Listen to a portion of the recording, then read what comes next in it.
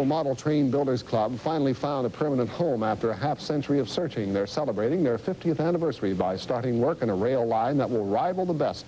Dave Crawley is on the track in Gibsonia for tonight's story from KD Country.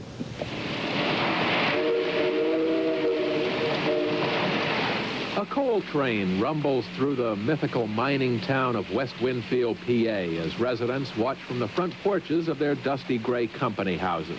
A little further down the line, a worker on lunch break raises his hand in a perpetual greeting. This temporary exhibit was put together by members of the Pittsburgh Model Railroad Historical Society, one of the oldest model train clubs in the country. This is their 50th anniversary. Lou Redmond was there right from the start. I like trains anywhere they go.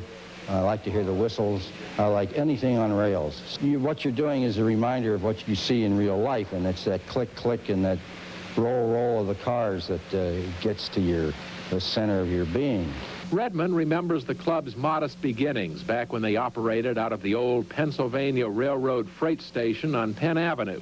Over the years, they were shuttled into one temporary location after another until they finally built the train museum in Gibsonia 2 years ago.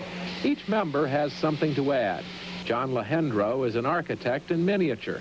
His layouts are a study in detail.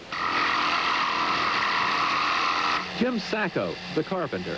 He and his friends have begun work on their biggest project ever. By the time they're done, a project that will take 2 to 5 years, they'll have the largest model train display in Pennsylvania. They plan to lay down 2,000 feet of track, filling this entire room, an area 1/3 the size of a football field.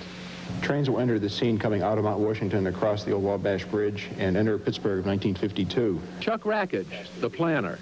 He says they'll reproduce the railroad line from Pittsburgh to Cumberland, Maryland, as it existed back in the 50s at the height of the steel industry. Like the others, he loves trains, but it wasn't love at first sight.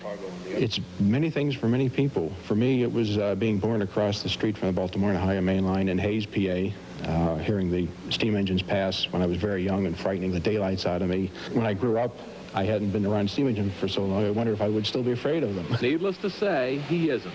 Then again, these steam engines are only 2 inches tall. Chugging through the Model Railroad Museum in KD Country, I'm Dave Crawley. That is it for this edition of Eyewitness News. Next report tonight at 11. Now stay tuned for the live lottery drawing, followed by the CBS TV News. From all of us here at Eyewitness News, good evening.